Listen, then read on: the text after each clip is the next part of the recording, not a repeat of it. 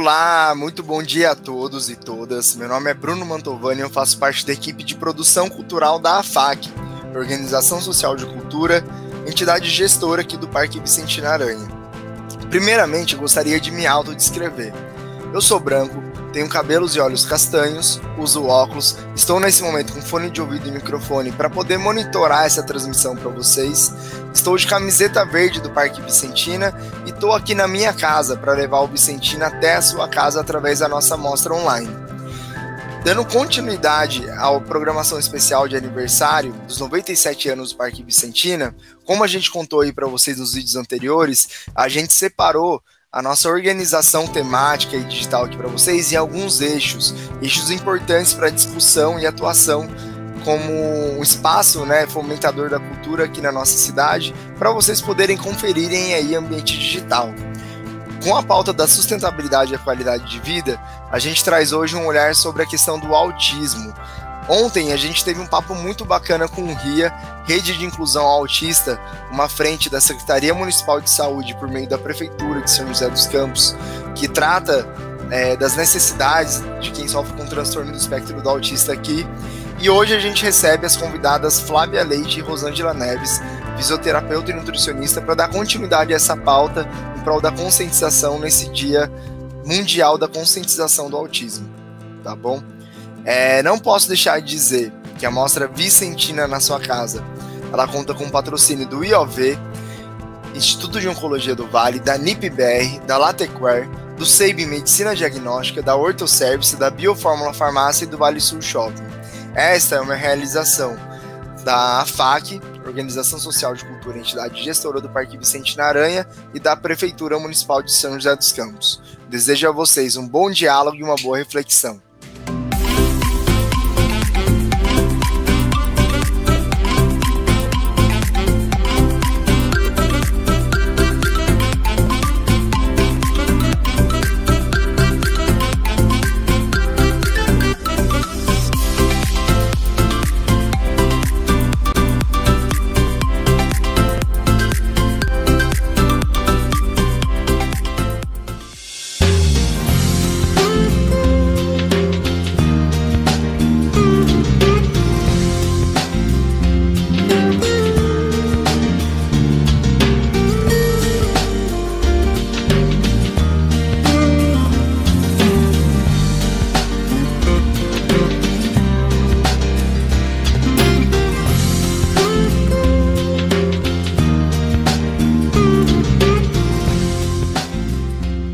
Vale Sul Shopping agora tem um drive-thru para você fazer suas compras.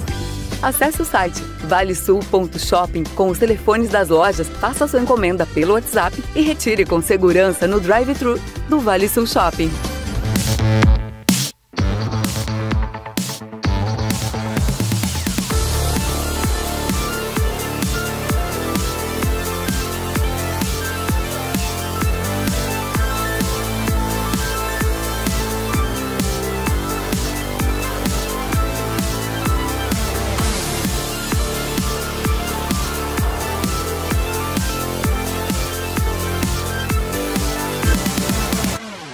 Vale do Paraíba, uma região única com múltiplas vocações. A nossa é a tecnologia, é a inovação.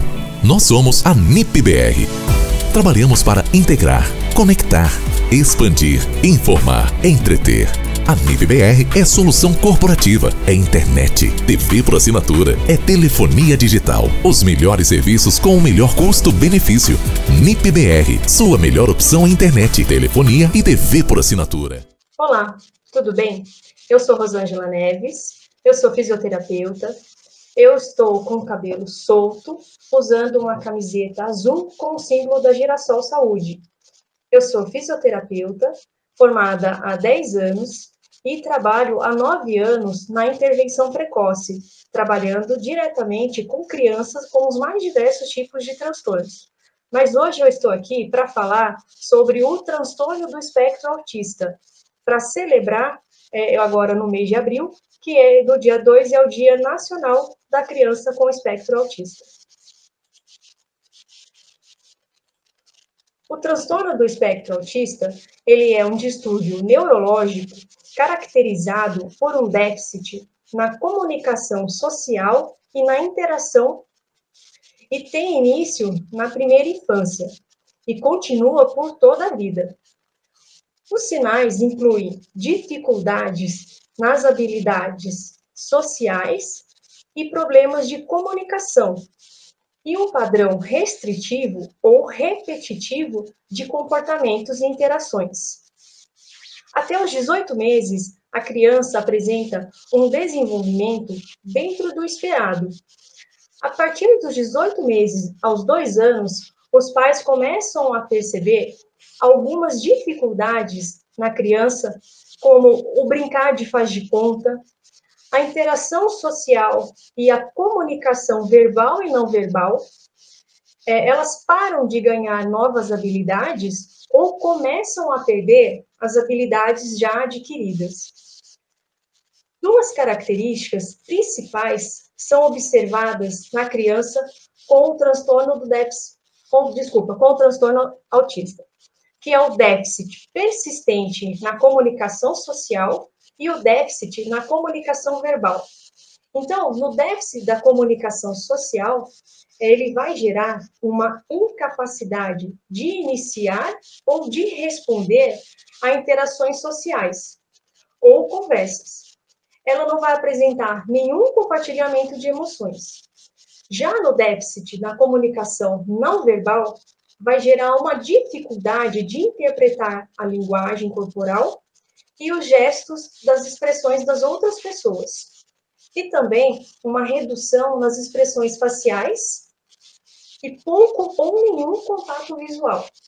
Um outro fator importante que a criança pode vir a apresentar é uma reação exagerada ou a falta de reação aos estímulos sensoriais. Então, ela vai apresentar uma aversão extrema a cheiros, aromas ou texturas específicas. Uma indiferença aparente na dor e na temperatura. Ela também pode apresentar uma autoagressão ou uma agressividade. Um caminhar incoordenado e movimentos motores repetitivos e estereotipados. Então, é uma criança que vai pegar um carrinho e vai enfileirar. Ele vai pegar objetos rodar, ele vai rodopiar em torno de si mesmo, vai balançar o corpo e também pode apresentar a marcha na ponta dos pés. O outro distúrbio apresentado é o gastrointestinal, e também um distúrbio de sono, de atenção, de hiperatividade, algumas fobias, uma desregulação devido a mudanças de rotina. Ele vai ter também uma aversão ou uma fixação a algumas texturas, incômodo com determinados sons e barulhos. As causas são diferentes combinações de influências genéticas e ambientais. A maioria das crianças, ela é detectada, o transtorno do espectro autista, tardiamente. Porém, já existem diversos estudos voltados para o diagnóstico precoce, ainda na primeira infância. Alguns sinais, eles podem ser rastreados precocemente e servir de alerta. Então, num bebê de 6 meses, o que a gente pode observar? Poucas expressões faciais, dificuldades em sustentar o contato visual enquanto é alimentado, ele não responde a sorrisos, ele tem pouco engajamento social e pouca comunicação. Aos 9 meses, a gente pode observar que essa criança não faz troca de turno comunicativo. Ela não balbucia, ela não fala mamãe, papá, ela não olha quando chamada pelo nome. Tá? Nesse caso, é importante descartar a hipótese de perda auditiva. Ela não olha para onde o adulto aponta, ela tem pouca ou nenhuma imitação. Aos 12 meses, ela vai ter ausência dos balbucios, ela não vai apresentar gestos comunicativos, como, por exemplo, dar tchau, mandar beijo, não vai falar mamãe e papai, vai ter ausência da atenção compartilhada e ela vai apresentar desconfortos com afagos e ao ser pego no colo. Hoje em dia, o transtorno do espectro autista é dividido em 3 níveis. Então, o nível 1 é o nível leve, onde a criança vai apresentar uma dificuldade para se comunicar ou interagir, ou não vai ter interesse em se relacionar. Ela é resistente a mudanças, vai ter problemas de organização e planejamento que vão dificultar a independência. O nível 2, ele é considerado moderado. E aí essa criança ela vai apresentar déficits notáveis na habilidade da comunicação, tanto verbal quanto não verbal. Pouca interação com outras pessoas e praticamente sem diálogos. Ela evita mudanças de rotina, pois tem dificuldade em lidar com ela. O nível 3 é o mais grave, então ela vai apresentar uma dificuldade severa na comunicação verbal e não verbal.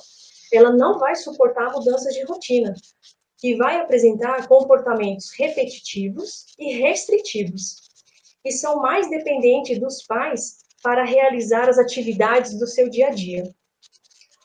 O diagnóstico do transtorno do espectro autista, ele é dado pelo médico. No entanto, o indivíduo, ele é avaliado e acompanhado por uma equipe multidisciplinar, composta por neuropediatra, psiquiatra, psicólogo, nutricionista, fonoaudiólogo, terapeuta ocupacional, psicopedagogo, fisioterapeuta, entre outros. Estima-se que 1 a cada 54 crianças nascidas apresentam o transtorno do espectro autista, e isso representa 1% da população mundial. E no Brasil, são mais de 2 milhões. A prevalência ela é maior no menino do que na menina, sendo 1 para 4. Uma outra característica que a criança com o espectro autista apresenta é a marcha na ponta dos pés. A grande maioria só um momento. É a marcha na ponta dos pés.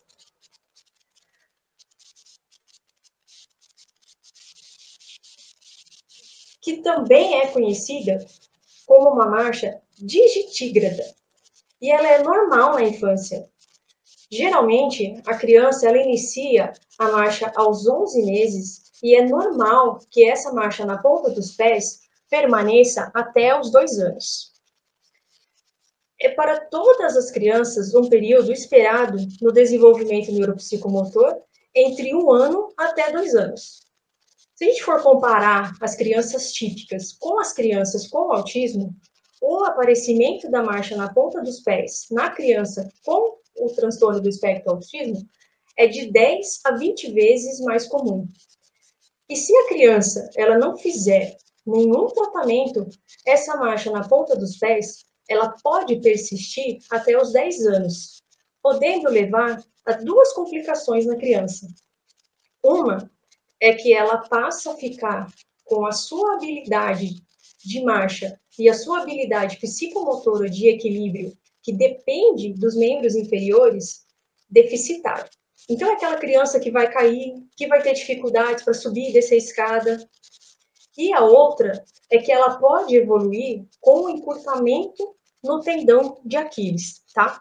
Que é um tendão que fica aqui perto do tornozelo. Então, se a criança ela fica o tempo todo na ponta dos pés, esse tendão aqui do tornozelo, ele pode encurtar, tá? E aí a gente não vai conseguir mais fazer com que essa criança pise com o pé todo apoiado no chão, tá? Então, é importante que isso seja avaliado. Outra coisa é que o andar na ponta dos pés, ele pode provocar uma atrofia na parte posterior do pé, que vai ficar afilada e vai ficar... ela vai ficar afilada e vai gerar sobrecarga na parte anterior do pé, podendo levar ainda a alterações...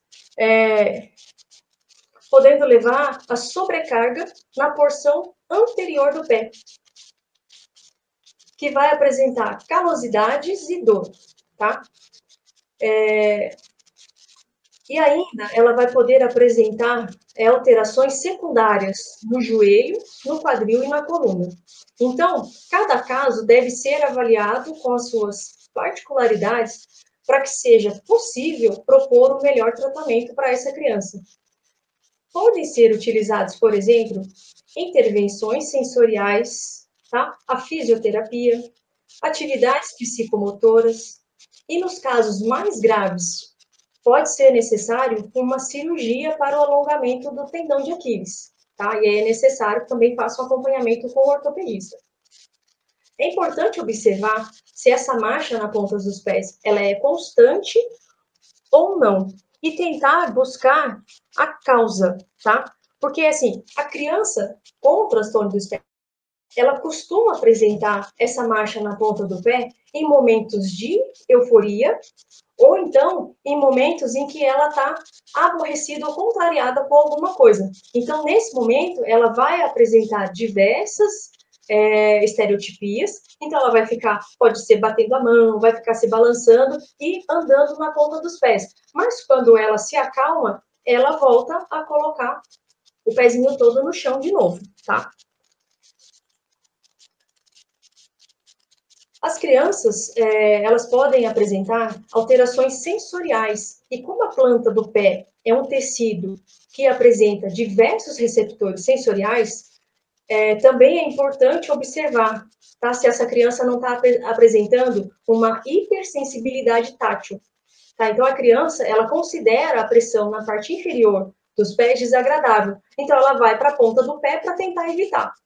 Um outro ponto é a hipossensibilidade. Então, quando a criança ela descarrega o peso no pé todo, ela não encontra sensações. Então, ela volta de novo para a ponta do pé para tentar buscar essas sensações. Um outro fator pode ser também o comprometimento do sistema vestibular, que quando há alteração no sentido de equilíbrio e alteração espacial, que podem tentar compensar andando na ponta dos pés. E também pode ser por causa de um processamento visual, que dificulta a correta percepção do ambiente e o que também pode alterar a marcha dessa criança. É importante buscar o tratamento adequado o quanto antes, tá? A intervenção, ela tem como objetivo a prevenção de deformidades, o ganho da mobilidade do tornozelo, o alongamento dos músculos da panturrilha e o fortalecimento desses músculos localizados no dorso do pé, tá? Um melhor alinhamento postural e um equilíbrio estático e dinâmico. E também trabalhar a propriocepção e estímulos multissensoriais e os estímulos psicomotores, para também evitar que essa criança venha apresentar mecanismos compensatórios, como a hiperlordose lombar e a flexão do quadril, tá? Então, essa marcha na ponta dos pés, ela pode aparecer, né, em todas as crianças, porém, na criança com espectro autista, ela é mais comum, né? O importante é que os pais observem em quais fatores essas crianças estão apresentando essa marcha na ponta do pé, né? É o tempo todo? O tempo todo que essa criança está de pé, ela está na ponta de pé? Ou então, ela apoia todo o pezinho no chão e só nos momentos em que ela está em euforia ou que ela está apresentando algum quadro em que ela foi contrariada, é que ela está ficando na ponta dos pés? Então, precisa ser muito bem avaliado esses aspectos para que a gente possa oferecer um tratamento adequado para essa criança, tá? Um outro fator que eu queria abordar também, relacionado ao transtorno do espectro autista, são os aspectos psicomotores, tá? Deixa eu só tomar uma aguinha aqui.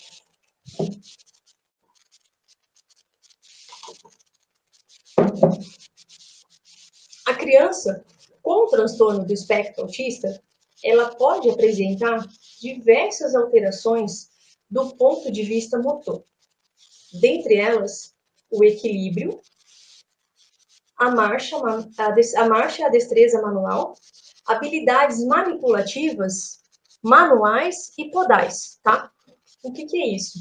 Habilidade manipulativa manual. Então, a criança com espectro autista é aquela criança que tem o brincar pobre, né? Então, a gente viu que é uma criança que busca o isolamento, que ela não tem a interação social, e, nesse caso, a criança, ela não desenvolve essas habilidades, porque o brincar dela é pobre, né? Então, ela pega o carrinho, ela não dá função para o carrinho, ela pega um carrinho e enfileira.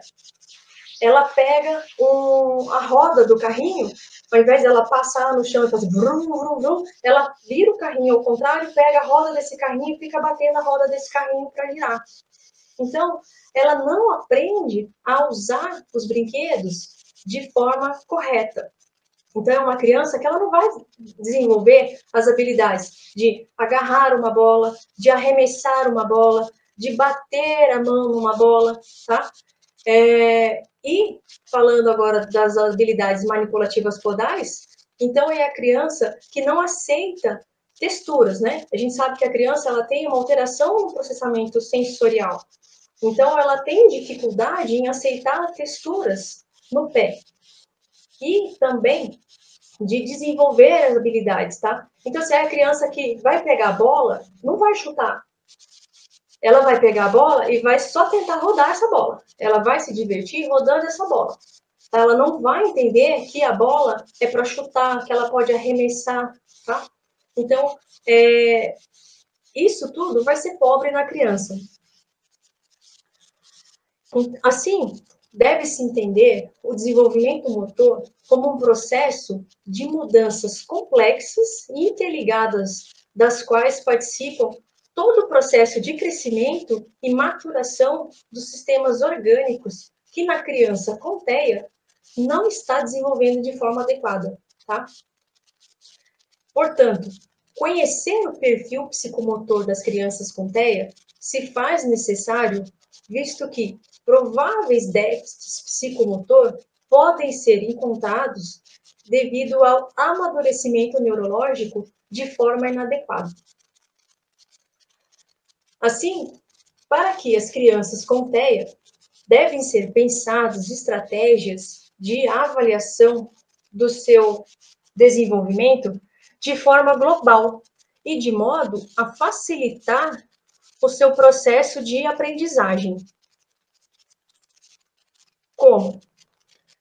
Como forma de avaliação que eu considere o desenvolvimento associado a questões de aprendizado, existem avaliações psicomotoras e, dentre elas, eu tenho estudado a escala de desenvolvimento motor, que é chamada EDM, do Rosa Neto, no qual ela se baseia na organização do ambiente físico e de sistemas de trabalho, de maneira que possa adaptar o ambiente para tornar mais fácil para a criança compreender o que se espera dela. A escala do desenvolvimento motor, ela abrange o desenvolvimento motor entre as crianças de 2 a 11 anos. E através dessa avaliação, então a gente vai poder observar a aptidão de motricidade fina e global, de equilíbrio, de esquema corporal, organização espacial e temporal e também a lateralidade. Estudos mostram que as noções de tempo e espaço são as principais bases do desenvolvimento motor, cognitivo e social da criança. Mas, para que isso se desenvolva, é necessário que as noções de esquema corporal e a imagem do corpo, elas estejam adaptadas. Essa capacidade de espaço depende de dados sensoriais e de atitudes motoras. As alterações da percepção e do espaço são, em primeiro lugar, causadas pela dificuldade de compreender o espaço corporal.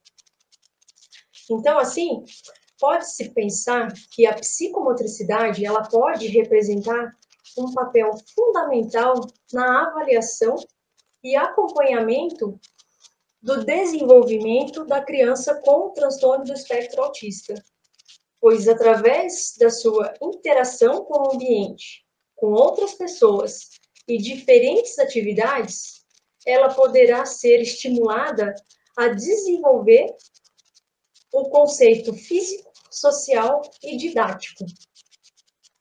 Segundo o Rosa Neto, que é o idealizador dessa escala de avaliação, por meio da avaliação o EDM, é possível determinar a idade motora geral da criança. Tá? O que é isso? É a soma dos resultados positivos em meses obtidos nas provas em todos os elementos da motricidade. E o coeficiente motor geral, que é a divisão entre a idade motora e a idade cronológica da criança. E esse resultado final, ele é multiplicado por 100. Sempre que a idade cronológica for maior que a idade motora, a criança, numa escala do desenvolvimento motor, ela vai estar abaixo do normal. Ou seja, ela vai estar numa idade negativa. E sempre que a idade motora for maior que a idade cronológica, a criança está numa escala do desenvolvimento motor acima do normal. Ou seja, ela está em uma idade positiva. E para que isso seja possível, são aplicados 11 testes em cada área avaliada. E de acordo com a idade cronológica da criança, com complexidade regressiva. E, ao final, é possível obter uma classificação do desenvolvimento motor da criança, ao qual apresenta níveis em ordens crescentes, tá? Então, ele vai estar classificado como muito inferior, inferior, normal, baixo, normal médio, normal alto, superior e superior muito alto. Dessa forma, nós, fisioterapeutas, podemos lançar mão da psicomotricidade e estimular não só o elemento motor falho, mas também todos eles, promovendo uma integração de seus componentes, através de uma terapia psicomotora adequada, visando, inclusive, uma reeducação na organização das sensações, das percepções e da otimização da cognição, tá? Essa avaliação, ela tem por finalidade fornecer dados para um planejamento terapêutico educacional, para um planejamento terapêutico e educacional dessa criança, para que haja uma integralidade entre todos os profissionais que atuam para auxiliar no desenvolvimento global dessa criança. Então, após essa avaliação, ele vai mostrar para a gente em gráficos, tá? Como está o nível motor dessa criança. Então, suponhamos que essa criança, ela tem uma idade cronológica de 5 anos. E após essas avaliações de todos esses aspectos psicomotores, a gente observa que, tá? A organização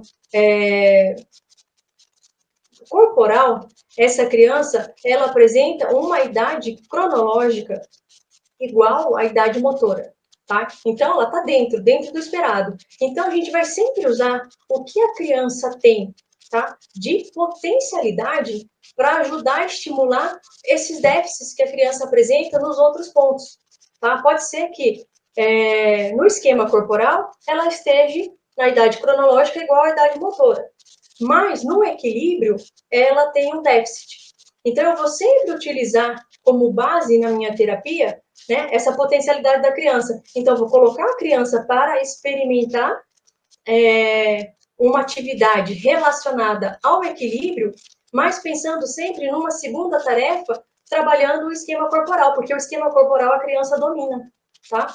Então, ao meu ver, essa avaliação ele é muito importante para que todos nós, profissionais que atuam diretamente com essa criança, possam falar a mesma língua, tá? Isso deve ser compartilhado entre o terapeuta ocupacional, entre o pedagogo, o professor da escola, e aí todo mundo vai ter como base e falar a mesma língua com essa criança. Então, não vai estar lá o fisioterapeuta trabalhando uma coisa, o terapeuta ocupacional trabalhando uma outra coisa diferente, o psicólogo trabalhando uma outra coisa. Essa criança, ela tem dificuldade em assimilar essas informações. Então, se todos os profissionais que estiverem trabalhando diretamente com ela falarem a mesma língua, vai ser muito mais fácil para ela compreender, tá? Então, era isso que eu queria passar para vocês. Então, agora eu vou passar a fala para a Flávia, nutricionista, que vai seguir agora com a outra parte.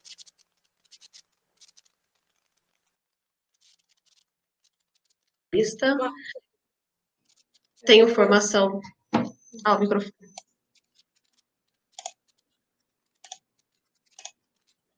Microfone, tá ouvindo? Ok. Olá, pessoal, eu sou a Flávia Leite, nutricionista da Girassol Saúde. Tenho formação em fitoterapia e saúde da mulher. E eu tenho um interesse especial pelas patologias raras, por ser portadora de uma, saber como é difícil para as famílias receberem o diagnóstico, procurar informação a respeito de quais são as melhores estratégias para melhorar a qualidade de vida desse portador da patologia ou da pessoa com algum transtorno.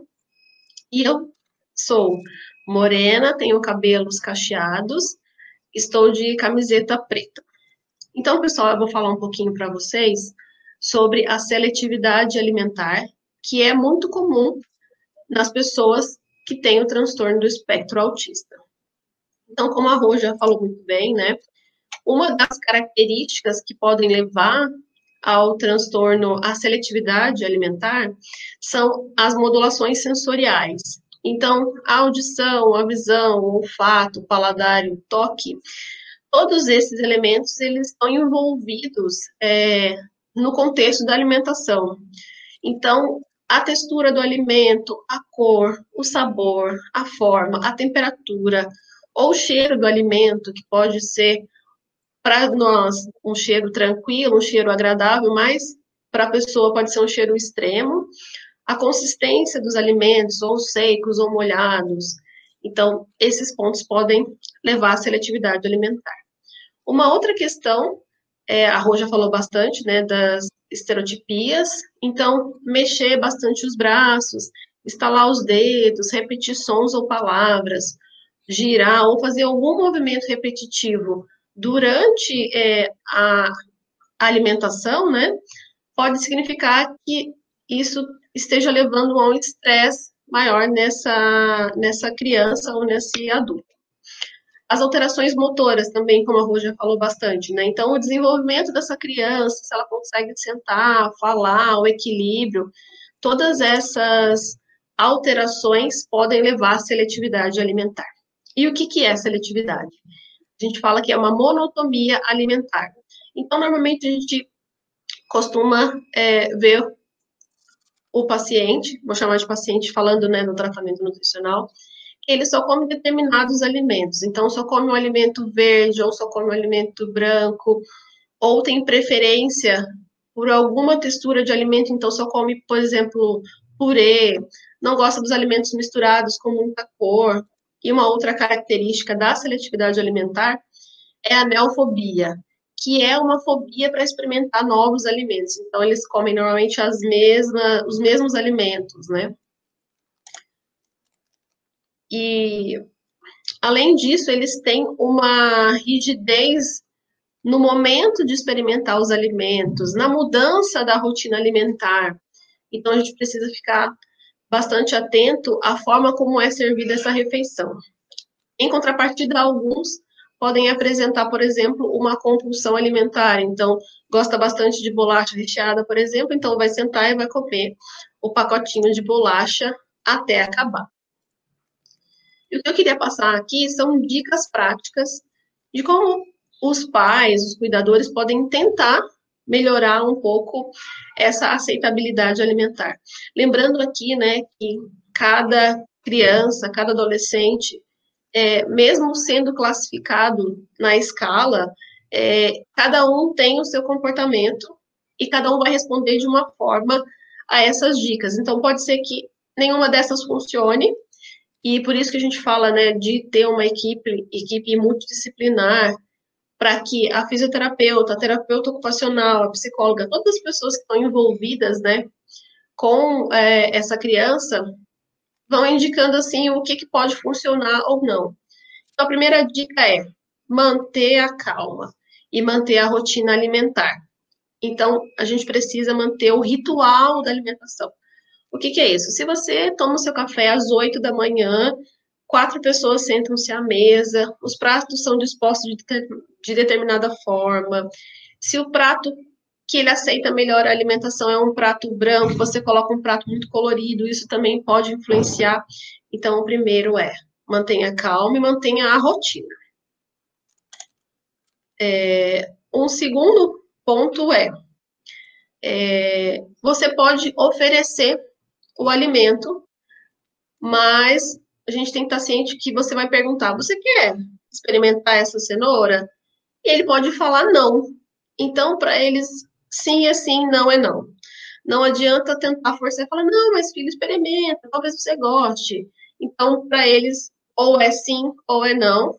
E reforçar, você não quer experimentar, tenta mais uma vez, isso pode levar a um estresse, né? E, como a Ron falou, né, aumentar esses movimentos, ou até mesmo aumentar a marcha na ponta do pé. Então, perguntou, não quer provar, tudo bem, e continua a alimentação.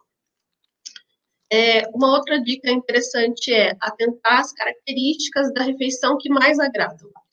Então, se ele gosta de comer tudo separado, segmentado o prato, coloca num cantinho arroz, num cantinho feijão, num cantinho macarrão, num cantinho ervilha, por exemplo, mantenha dessa forma.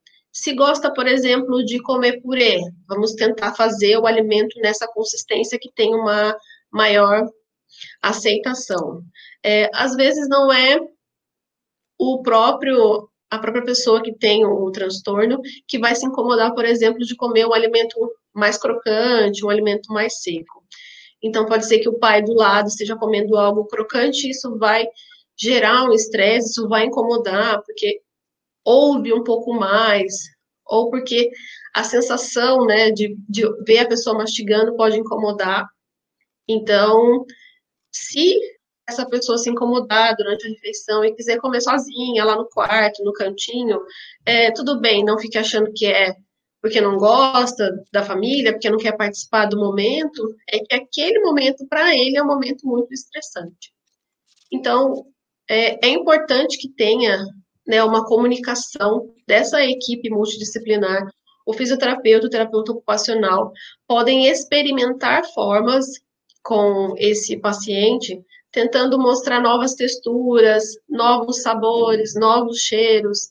Então, precisa que toda a equipe esteja envolvida também para melhorar a aceitação alimentar.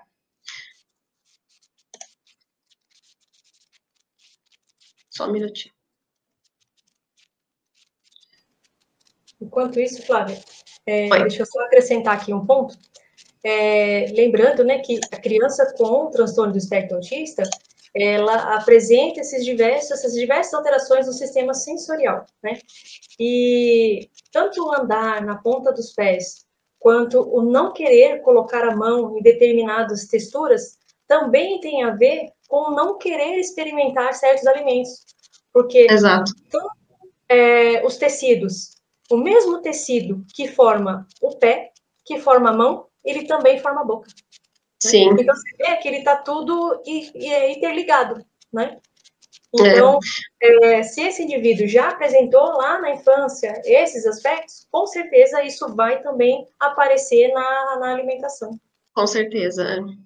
E é importante ter a terapia ocupacional, a fisioterapia. Então, a gente pode testar utensílios que favoreçam, né, que diminuem esse incômodo tátil.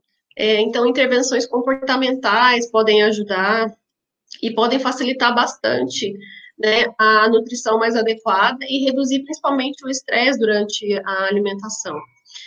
E a dica que eu considero uma das mais importantes é, na impossibilidade de melhorar o repertório alimentar, então, tentou junto com a terapia, melhorar a aceitabilidade, não foi possível, não tem problema. Então, hoje é possível fazer suplementação de vitaminas, minerais, de proteínas, e tem diversas formas da gente fazer essa suplementação.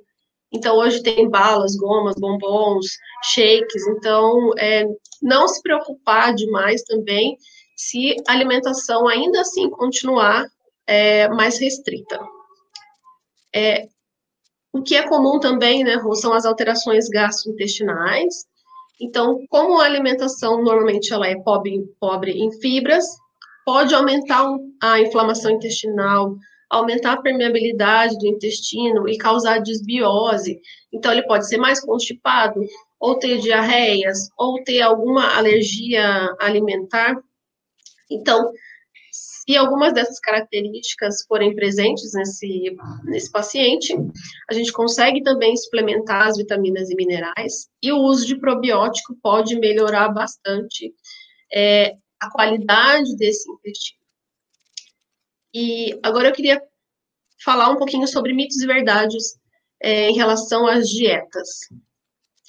Muito se falou uns anos atrás de uma dieta sem glúten, sem lactose, sem caseína, sem soja, e existem realmente alguns estudos clínicos em que alguns pacientes se beneficiaram de uma dieta, principalmente sem glúten e sem lactose. Mas isso não é consenso geral, então é preciso observar esse paciente e pode-se fazer esse teste, retirando o glúten e observando, retirando a lactose e observando. Eu só tenho uma parte para dizer, que a retirada de lactose e caseína, né, que são os alimentos que são fontes de cálcio, precisa ter um acompanhamento mais de perto do médico, do nutricionista ou do nutrólogo, porque vai ser muito difícil, né, conseguir a quantidade de cálcio com outros alimentos que são fontes também de cálcio, alimentos vegetais. A gente teria que consumir uma quantidade muito grande. Então, é importante suplementar, no caso, o cálcio, e a suplementação de cálcio pode piorar um pouquinho o intestino. Então, a gente precisa observar todos esses aspectos. No caso da soja e do glúten, eu não vejo problema em retirar, porque não são alimentos que fazem tanto parte do nosso dia a dia. E o açúcar também auxilia nessa melhora da permeabilidade intestinal. Falando um pouquinho da qualidade do sono, né?